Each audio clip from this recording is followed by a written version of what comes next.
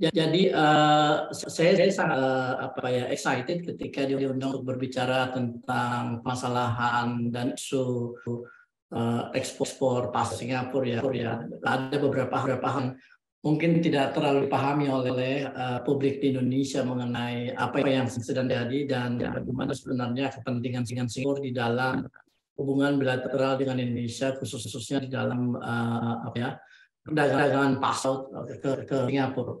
Jadi saya akan share slide saya. Silakan. Oke, slides.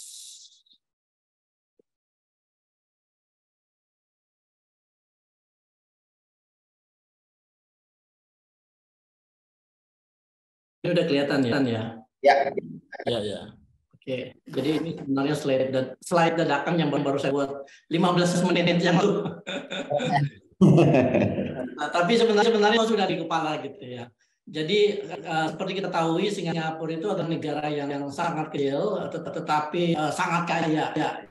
Indonesia saat ini itu memiliki income per kapita sekitar 4.700 kalau tidak salah ya Pak ya.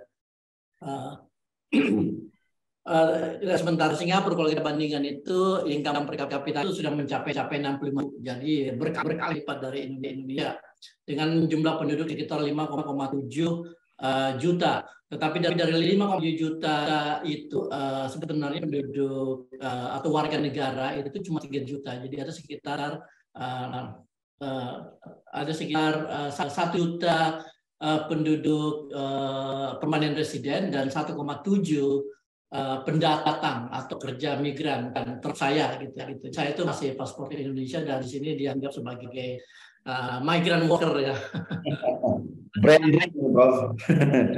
Tapi ada satu hal yang perlu kita pahami mengenai negara Singapura karena mereka itu ketika keluar dari Malaysia pada tahun 1965, mereka sangat sadar bahwa mereka itu sangat rentan posisinya secara geopolitik, geografis, secara berdaya dan sebagainya. Jadi ada macam kekhawatiran dan mungkin bisa dibilang paranoid bahwa Singapura ini bisa blok oleh negara tetangga mereka gitu. Jadi mereka mempersiapkan diri untuk itu dan mereka selalu menganggapnya sebagai negara yang sangat rentan atau sangat vulnerable.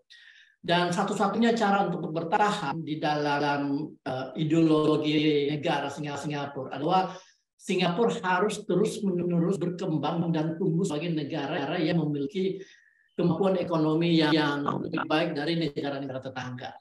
Jadi pertumbuhan itu menjadi kunci menuju ke situasi atau kondisi mana Singapura gampang diblok begitu saja oleh negara-negara lainnya.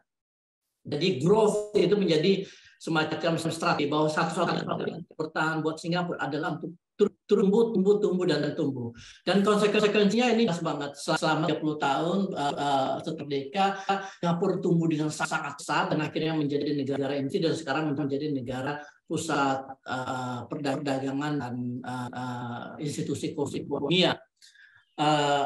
Dan tentunya pertumbuhan ini itu membutuhkan sumber daya yang luar biasa yang tidak dimiliki Singapura. Sumber daya itu termasuk mulai dari energi, air, lalu kemudian manpower ya, sumber daya manusia, makanan dan sebagainya. Makanan saja sebagai contoh, Singapura itu mengimpor makanan 90%. 93%, cuma 70% suplai makanan yang mereka produksi sendiri di dalam negeri. Sisanya itu impor dari China, dari Vietnam, Malaysia, dan tentunya Indonesia.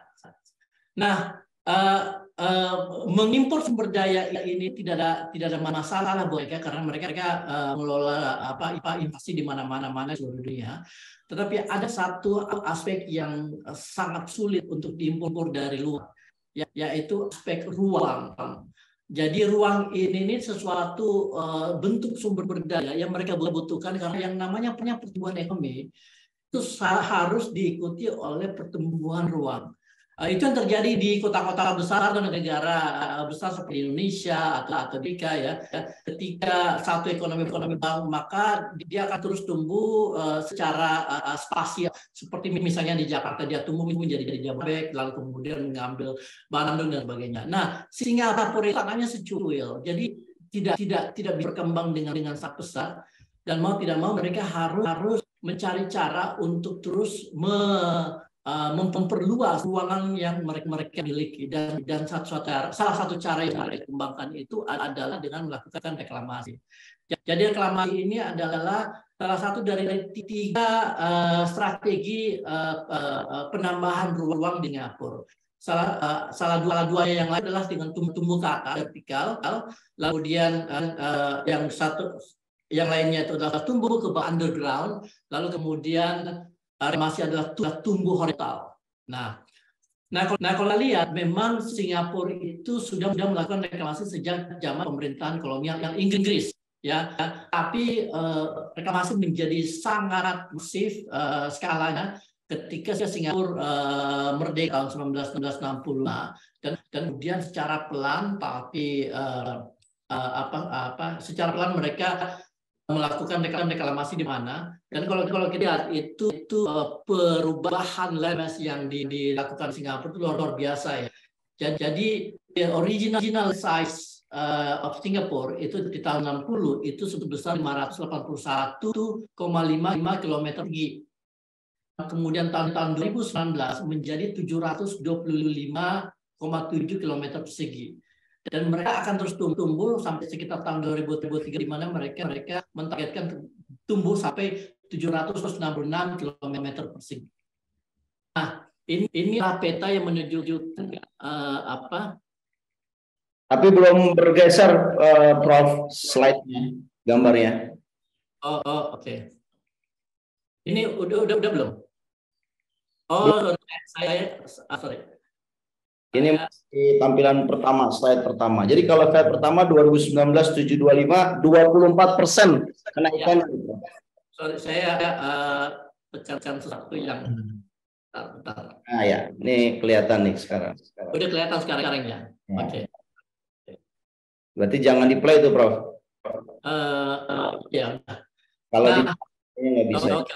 Jadi kalau kita lihat ya, yang ruang yang wilayah berwarna putih atau abu-abu ini itu adalah tanah original dari Singapura, ya. Lalu kemudian yang pink yang muda ini itu adalah reklamasi sudah dilakukan sekarang. Salah satunya itu tentu Changi ya, daerah Changi ini. Lalu kemudian di daerah Tua Sport yang sebelah barat sebelah kiri. Nah, yang pink tua ini adalah reklamasi yang akan mereka lakukan. Ini masih banyak sebenarnya rencana reklamasi yang akan mereka lakukan, dan berarti mereka masih membutuhkan begitu banyak pasir untuk melakukan reklamasi ini, ya. Dan ini adalah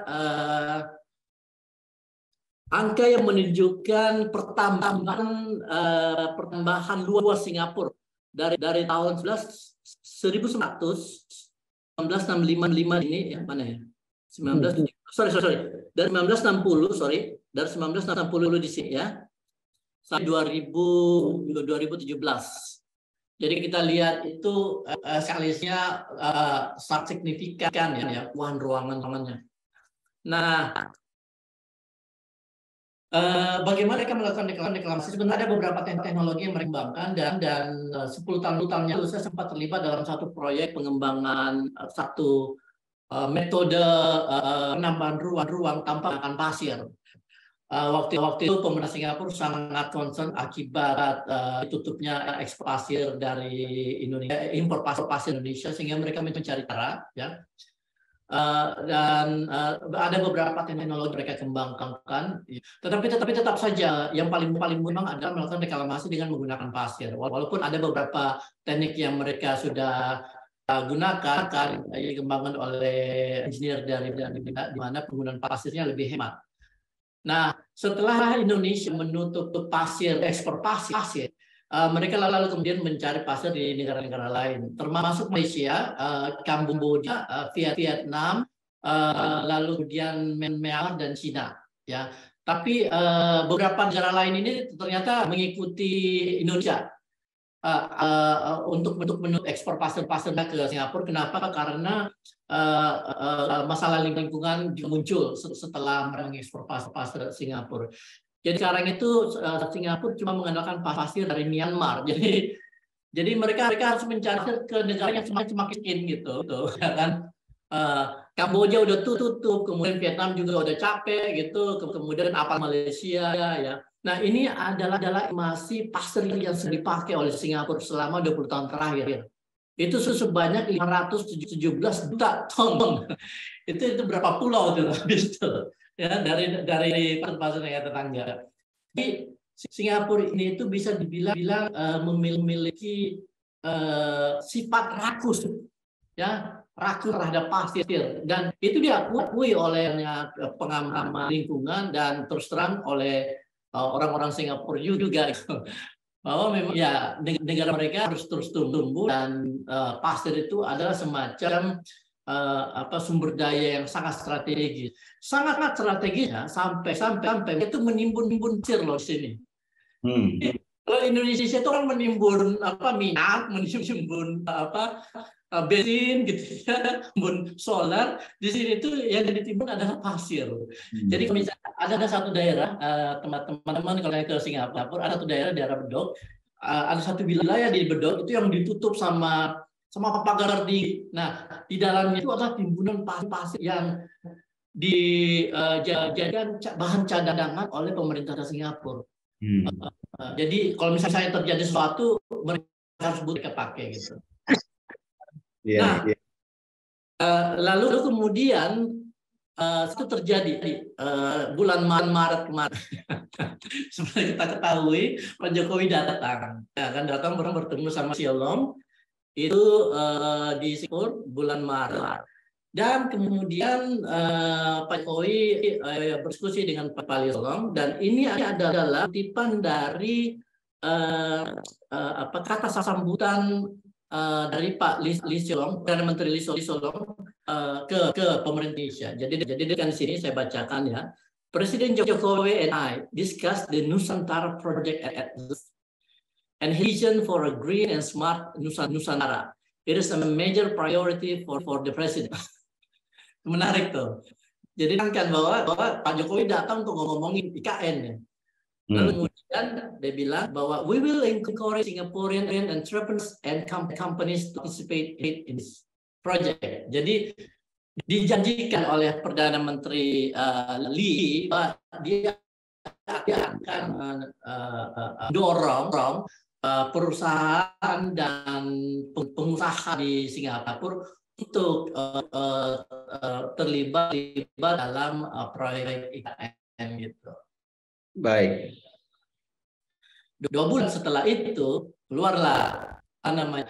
Nah, saya nggak tahu gimana prosesnya, apa yang terjadi, tetapi kita tahu bahwa bulan Februari kalau tidak salah, Pak Jokowi itu sudah sangat panik karena belum ada satu investor pun skala besar masuk ke IKN. Dan saya dengar bahwa dia udah ngomong ke Pak Bahlil, dan Pak Bahlil menjanji banyak investor, tapi tidak juga gitu.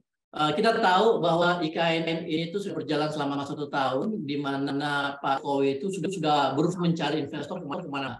Jadi beliau sudah ke Saudi Arabia, ya kan? Ternyata Saudi Arabia juga punya proyek besar, ada namanya NIOM proyek NIOM kan. Lalu kemudian ke United Arab Emirates, ya. Ternyata Abu Dhabi dan Dubai juga punya proyek sendiri gitu. Lalu kemudian ke Jepangnya juga Jepang tidak tertarik setelah BEI mundur, ke Korea juga ogahan, ke Cina juga Cinanya menolak karena mereka juga punya proyek untuk bangun IKN gitu di sana gitu ya. Lalu kemudian kepala otorita juga udah ke Amerika untuk promosi dan mencari investor. Tetapi ada satupun pengusaha atau perusahaan besar yang tertarik.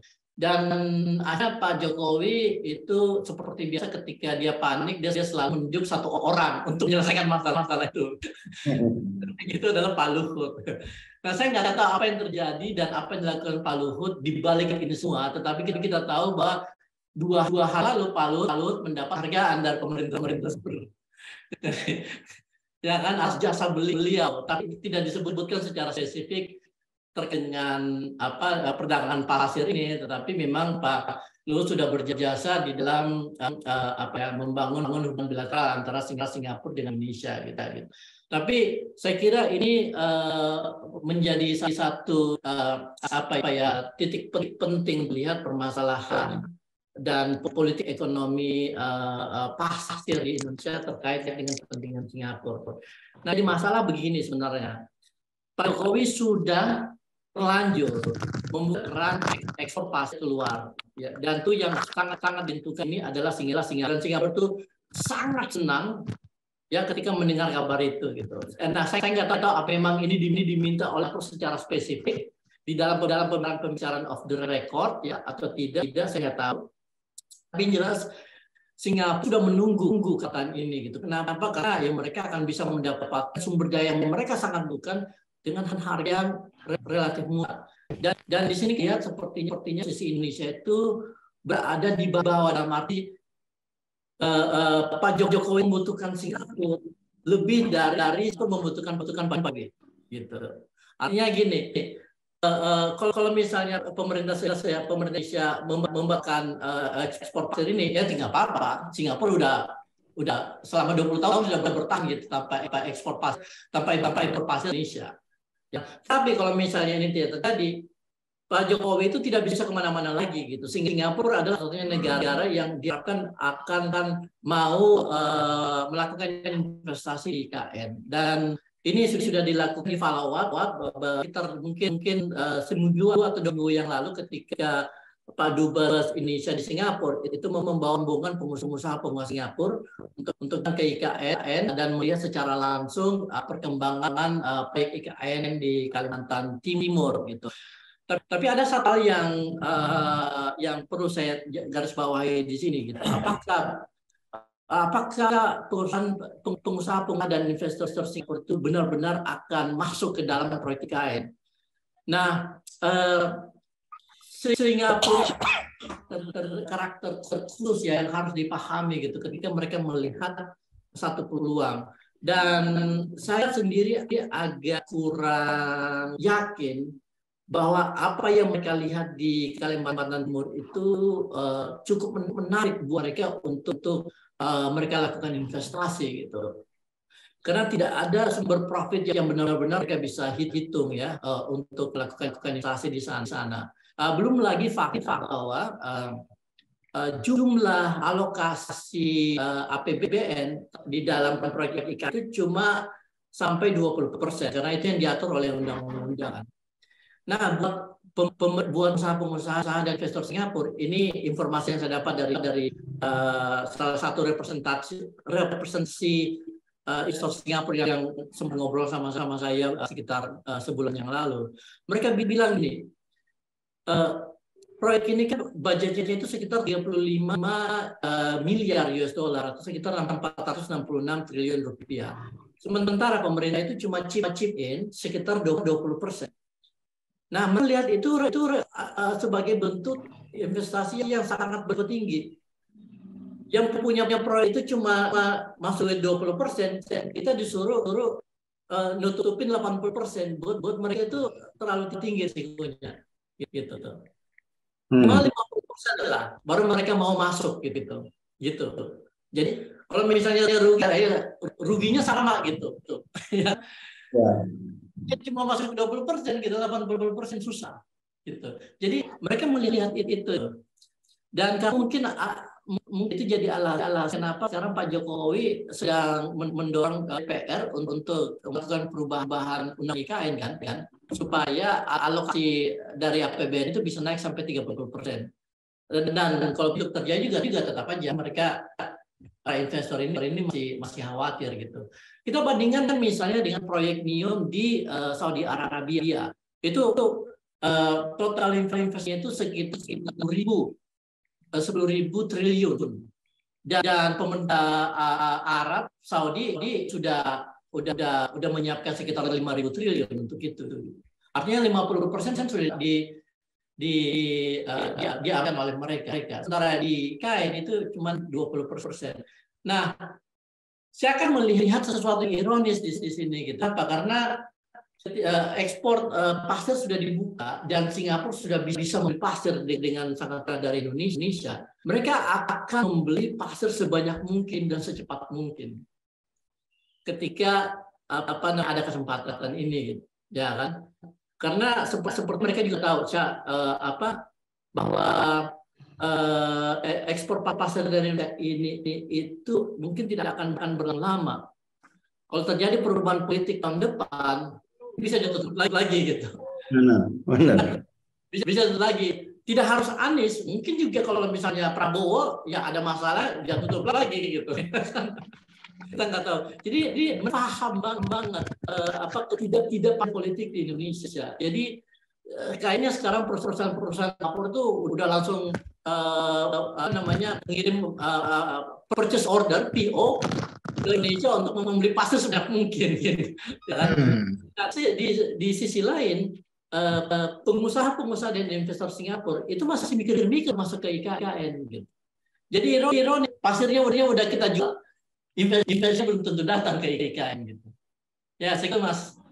Baik. Thank you.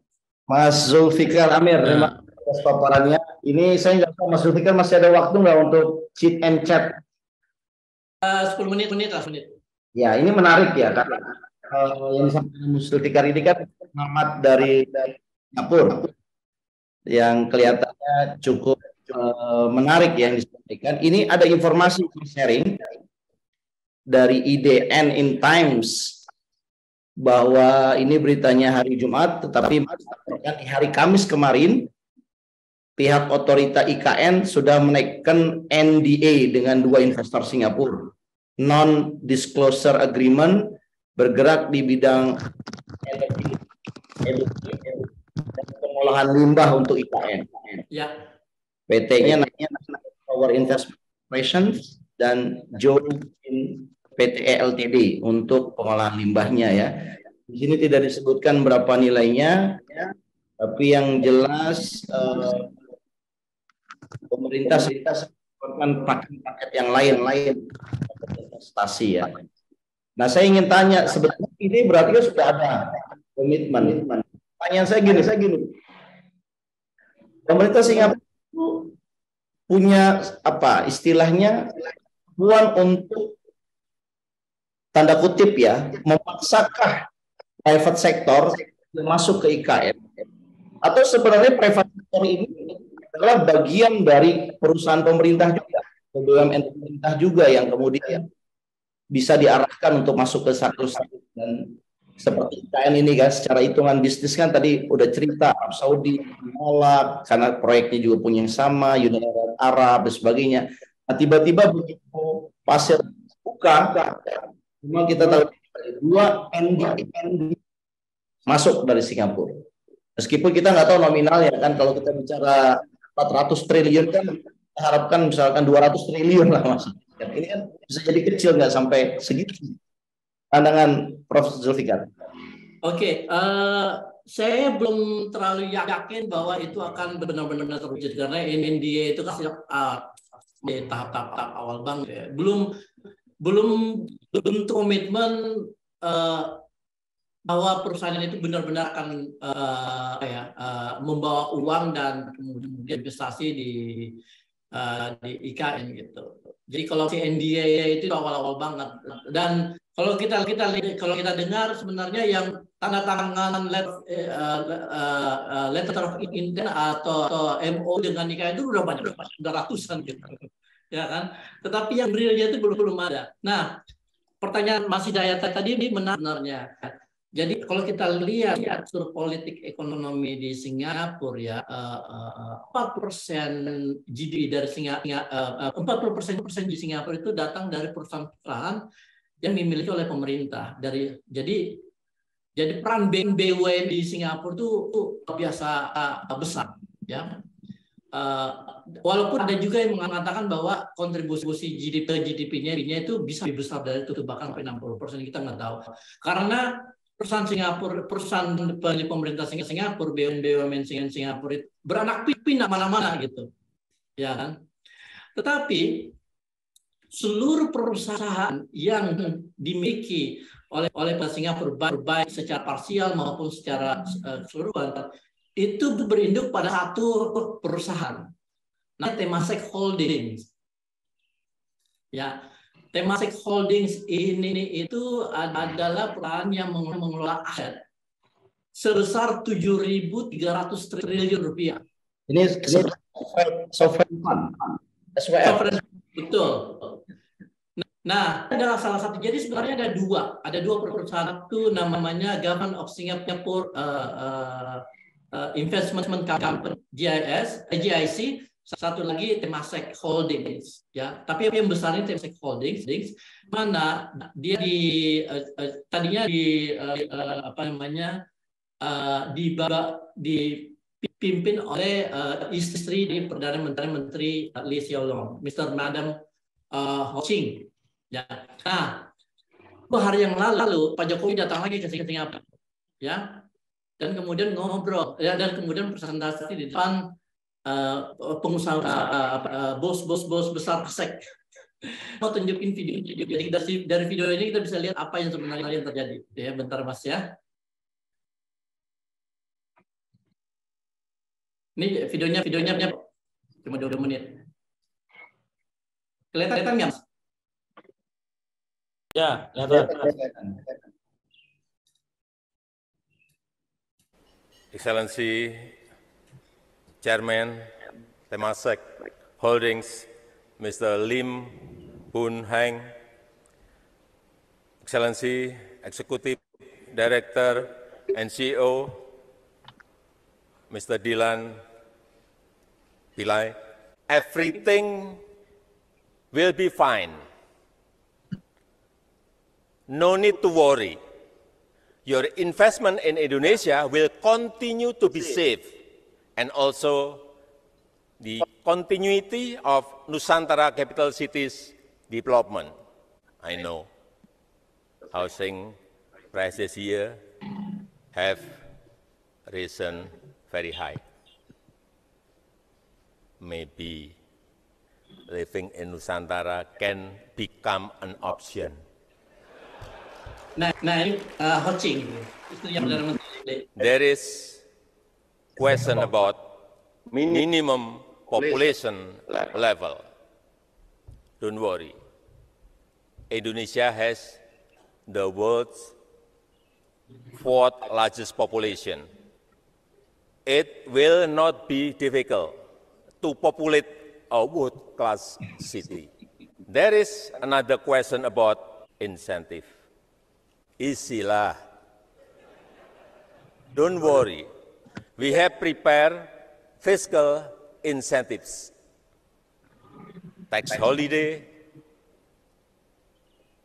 non-collected value-added tax, super deduction tax, import duty. We have done everything. Jadi kita udah jual pas, sekarang harga IKN-nya dibanting gitu. Dibanting harga. Dan saya belum pernah lihat loh, ada seorang kepala negara dari negara luar yang datang ke Singapura dan ngomong di depan bos Temasek gitu. Biasanya menteri aja cukup gitu. Ini kepala negara gitu. Jadi saya nggak tahu ya apa yang bisa kita maknai di situ. Tapi yang jelas artinya Pak Jokowi itu udah desperate banget gitu. Sampai akhirnya harus penjual murah gitu depan bos Masek gitu. Jadi ya mau tidak mau ya saya kira yang harus cepat itu adalah bergeraknya rakyat gitu. Karena ini menurut saya sih Jokowi bukan lagi presiden gitu. Benar-benar dia udah membuat kerusakan. Dia mengabaikan sumpah, ya dia cawe-cawe ya untuk tidak adil di Pilpres, dan dia menjual mendagangkan pasir sebenarnya kan memperluas zona lautan dari Singapura dan mengambil karena batasan lautnya adalah batasan dengan Indonesia, artinya kita rugi 2 kali, ya kan? Dia luas tanahnya, zona ekonomi eksklusif di lautan juga dia luas mengambil lautan, dan itu berkhianat menurut saya sih ya. Apalagi kalau menghuni IKN itu dibiarkan sebegitu bebasnya buat arah Singapura. Tolong dicatat ya, Pak Ahmad ya, Singapura itu dulu adalah pribuminya Melayu, sekarang habis Melayunya. Walaupun presidennya ada yang darah Minang gitu dari Melayu, tapi kehidupan Melayu di sana sulit banget, gitu. Tidak seperti di kita malah. Dan itu semua akan terjadi di IKN gitu. Kalau memang itu dilakukan oleh Jokowi, menurut saya harus dihentikan itu. Dan mudah-mudahan para petinggi TNI juga mendengar gitu, membaca gelagat yang menurut saya adalah berkhianat ya, untuk menjual tanah dan laut Indonesia, dirugikan batasnya, itu pengkhianatan besar yang dilakukan oleh Presiden Jokowi. Saya kira itu. Terima kasih.